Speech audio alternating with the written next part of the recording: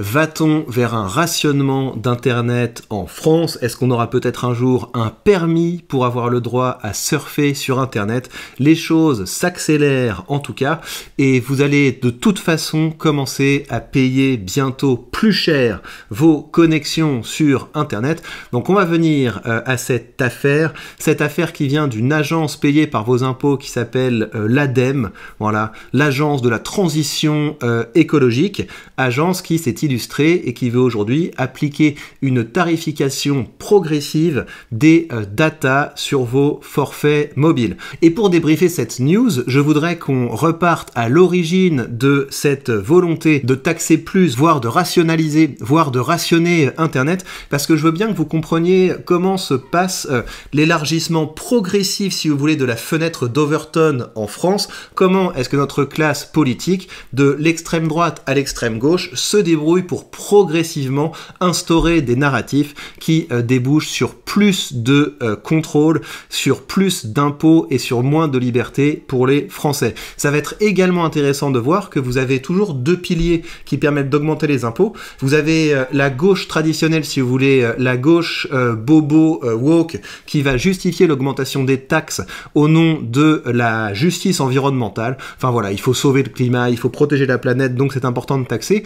Et puis de l'autre côté, vous avez la gauche de droite ou la droite de gauche, je ne sais pas comment les appeler, en tout cas le Rassemblement national qui, dans la plus pure tradition du Parti communiste, va faire passer ces augmentations d'impôts au nom de la justice sociale, c'est-à-dire les grands groupes qui se gavent, il faut augmenter les impôts parce que les grands groupes se gavent, la finance, etc. Donc vous avez dans le RN aujourd'hui, notamment par l'intermédiaire de Jean-Philippe Tanguy, mais également par l'intermédiaire de Marine Le Pen, vous avez une pensée dans la plus pure tradition du communisme qui consiste à critiquer systématiquement le monde de l'argent, le monde de la finance, les grands groupes, et de surfer sur le fait que les Français ont un fond égalitaire névrosé qui détestent la réussite. Cette affaire, ça remonte aux déclarations de Najat Vallaud-Belkacem, je ne sais pas si vous vous souvenez, qui avait déclaré: il faut réfléchir concrètement aux moyens de rationner Internet, par exemple en accordant un nombre limité de gigas à utiliser quotidiennement. Donc à l'époque, ça avait fait un tollé,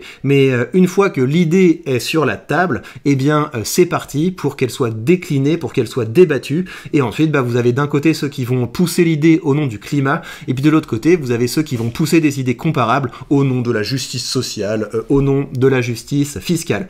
Alors on va se replonger un petit peu dans les débats à l'époque pour que vous voyez un petit peu que ces augmentations d'impôts et ces pertes de liberté sont toujours au début poussées au nom, voilà, de la protection des citoyens. Vous croyez sérieusement que ma tribune porte sur le contenu de ce qu'on trouve sur Internet, alors que moi, croyant que ça porte sur le contenu, vous seriez bien placé pour me reprocher d'attenter, par exemple, à la liberté d'expression ou que sais-je, parce que je voudrais, soi-disant, empêcher les gens d'aller voir tel ou tel contenu. Sauf que pas du tout. Moi, mon propos porte sur la consommation. Vraiment, c'est la consommation. C'est que de la même façon que on a su, quand on s'est rendu compte que le tabac était nocif, ou qu'en tout cas fumer trop de cigarettes était nocif, on a su réguler la consommation de tabac, on a su trouver le moyen d'augmenter le prix des paquets. Oui, mais là on parle de diffusion. Et puis maintenant qu'on sait que les humains sont nocifs, il faut réguler les naissances. Donc c'est absolument toujours les mêmes idées. Et donc l'ADEME, je vous rappelle, cette agence payée par nos impôts, porte cet agenda avec vos impôts. Donc elle nous coûte 4,2 milliards d'euros, et puis elle commence à faire un petit peu de propagande avec vos impôts, en route vers la sobriété numérique, les bons usages pour surfer moins, les bons usages pour surfer de façon écologique, en allant de moins en moins sur Internet. Et vu qu'on parle de l'ADEME, regardez le genre de choses qu'elle fait avec vos impôts, donc pour justifier leur emploi fictif, pour justifier leur emploi fictif de ponctionnaires, et de temps en temps ils vont publier des petits trucs comme ça. Combien de fois vous devez laver vos habits pour pouvoir être bien écologique, pour pouvoir être un bon mouton écologique? Donc les sous-vêtements, vous les changez tous les jours. Alors après, si vous êtes un peu plus extrémiste, vous avez le droit de le retourner, vous voyez, vous le portez d'un côté un jour, et puis après vous le retournez, vous le portez de l'autre côté, comme ça c'est très très bien. De toute façon, peut-être que vous travaillez pas, peut-être peut-être que vous n'êtes pas dans les relations publiques, peut-être que vous êtes tranquillement sous subvention pour rester chez vous, donc a priori, si vous puez, c'est pas trop grave, hein. On s'en fiche, ça c'est Nicolas qui paye pour ça, qui doit serrer des paluches et vendre des trucs pour pouvoir payer vos allocations. Lui, voilà, il a plutôt intérêt à laver ses habits tous les jours, mais dans ce cas-là, on va le taxer plus, c'est normal, c'est de la justice fiscale, je veux dire, puis c'est de la justice sociale, alors que je pense que dans l'ADEME, bah les gens, ma foi, s'ils puent, ils puent tous, et puis ça va, quoi. Les vêtements de sport, vous pouvez les porter 3 fois, donc je sais pas quel type de sport ils font, mais je peux vous dire que quand vous allez vraiment faire du sport, quand vous allez faire un vrai footing, quand vous allez à la salle de sport, soulever des trucs, etc., avec une pratique du sport un petit peu raisonnable, bah après une séance de sport, vous avez plutôt intérêt à changer vos habits. Les tops en coton, donc votre t-shirt, vous pouvez le changer vous le portez 4 fois, je sais pas.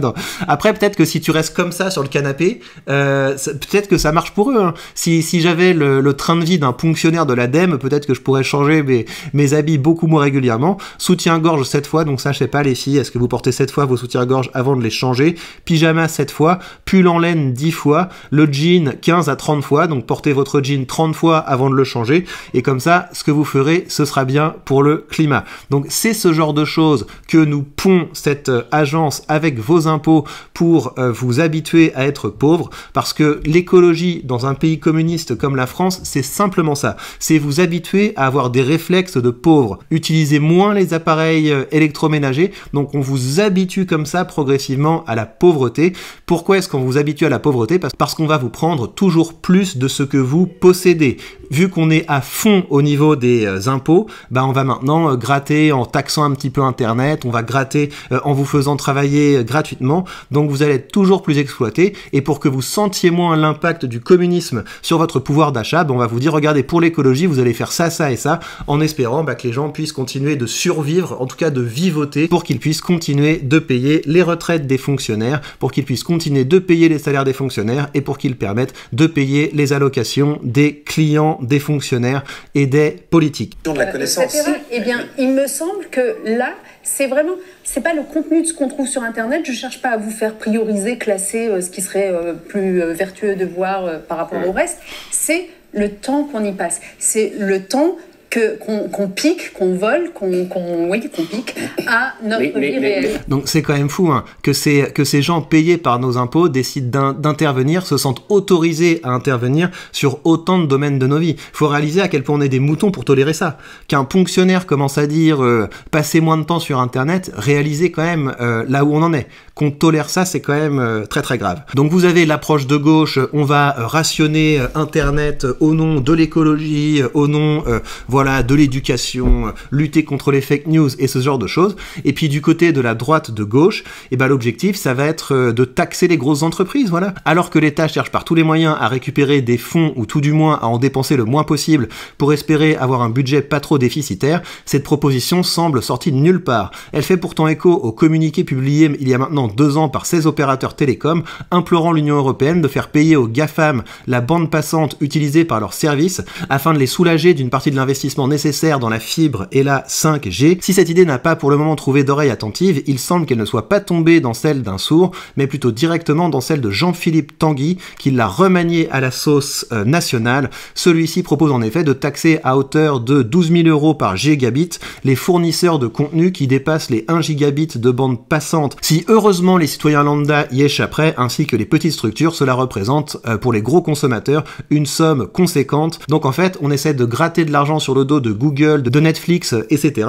Ça permet d'avoir ce discours communiste, qui est le discours du RN, à savoir « Non mais nous on touche pas au pouvoir d'achat des petites gens, vous voyez, nous on veut que les riches payent leur part », donc le bon vieux discours communiste, sans comprendre que quand vous faites ça, quand vous augmentez les coûts des entreprises, il peut se passer plusieurs choses. Soit ces entreprises vont vous offrir un service moins bon, soit ces entreprises vont répercuter les coûts sur les consommateurs. Donc de toute façon, quand vous augmentez les impôts, surtout dans un enfer fiscal comme la France, c'est un mensonge que de dire non mais nous on taxe juste les gros méchants capitalistes, vous voyez, on taxe pas Madame Michu là, notre bonne vieille Madame Michu là, on va vous protéger des étrangers et on va protéger votre pouvoir d'achat, voilà, alors qu'en fait ce sont des menteurs. Toutes les fois qu'on augmente les impôts, tout le monde s'appauvrit, à part bien sûr les bénéficiaires du système, la fonction publique, les politocars et leurs leurs clients. Donc vous avez cette déclinaison de droite de rationner Internet, à savoir on taxe les grands groupes au nom de la justice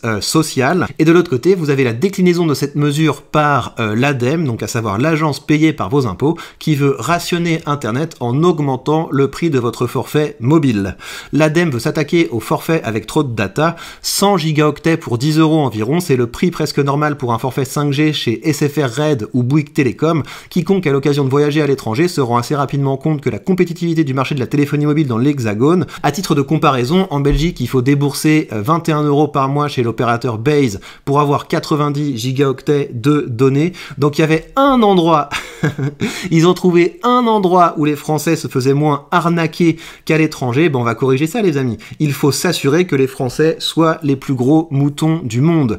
La situation française n'est pas du goût de tous, elle est notamment dans l'œil du collimateur de l'agence de la transition écologique qui ne voit pas d'un bon œil cette surenchère de gigas, partant du principe que les Français consomment 17 gigas de données par mois, pourquoi leur fournir 10 ou 20 fois plus de données de ce dont ils ont vraiment besoin? Donc les gens qui utilisent vraiment leurs gigas par exemple parce qu'ils ont leur business en ligne, bah ceux-là on va les éclater parce qu'on veut pas d'entrepreneurs. C'est méchant les entrepreneurs. Donc les entrepreneurs on les éclate, et puis le jour où une personne qui avait une petite consommation mobile comprend quelle est la bonne utilisation d'internet, à savoir cesser d'être un consommateur et devenir un producteur, et bah ces gens-là, le moment venu, se feront éclater. Mais c'est toujours le diviser pour mieux taxer, hein. C'est-à-dire, mais non mais vous avez pas besoin de toutes ces données, donc qu'est-ce que ça vous embête qu'on taxe les gros méchants créateurs de contenu? Voilà, nous on taxe juste les gros méchants créateurs de contenu, mais vous, quand vous regardez votre petite émission sur votre téléphone, vous inquiétez pas, ça ne changera rien, restez bien assis dans votre classe, et le jour où vous voudrez arrêter d'être un mouton et commencer à dire les termes sur internet, et ben là on va vous éclater. L'argument est avant tout écologique évidemment. Mathieu Welloff, le chef de service de la sobriété numérique à l'ADEME. Est-ce que c'est une bonne situation ça? Chef de la sobriété numérique à l'ADEME. Vu qu'on les paye plus de 4 milliards par an, j'imagine que le mec se met bien. Non mais réalisez, hein.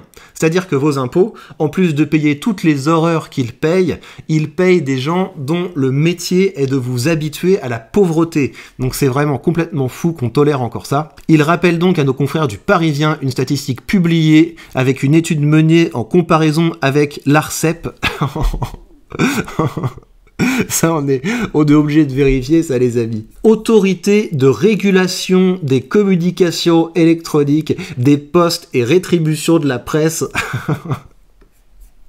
Je vous dis, il y a des agences pour tout et absolument n'importe quoi. Donc vous êtes content de savoir qu'il y a une autorité de régulation des communications électroniques. Enfin, je sais pas si vous réalisez le niveau de communisme de la France. Hein. C'est vraiment une folie. Pour un même usage, si vous passez à la 4G ou à la 5G, vous aurez 10 fois plus d'impact sur l'environnement qu'en optant pour le Wi-Fi. Empreinte carbone du numérique est un sujet. Bah voilà, restez bien chez vous, parce que si vous êtes chez vous, on peut mieux vous contrôler. Alors que si vous vous baladez avec votre téléphone, etc., bah là, c'est plus difficile de vous ficher, de savoir exactement ce que vous êtes en train de faire. Donc restez chez vous. Vous n'avez pas besoin d'utiliser votre téléphone quand vous êtes à l'extérieur. Attention quand même, restez bien chez vous, là où on peut vous ficher. D'où la volonté de l'ADEME de légiférer. Elle réfléchit à un système de tarification progressive des forfaits. Autrement dit, l'idée est de taper dans le porte-monnaie des consommateurs pour qu'ils prennent conscience d'utiliser en priorité le Wi-Fi à la place de la 4G ou de la 5G.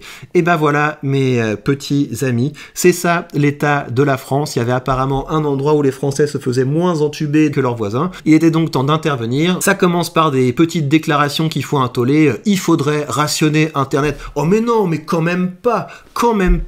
Et ça passe ensuite par ouais, on va taxer les gros groupes au nom de la justice sociale et fiscale. Et ça termine comme d'habitude par une tarification progressive. Bah voilà, parce que la progressivité c'est la justice, vous voyez. Ceux qui font plus, on les taxe plus. Ceux qui font moins, on les taxe moins. Et tout le monde est heureux dans cet enfer fiscal qu'est le pays des droits de l'autre.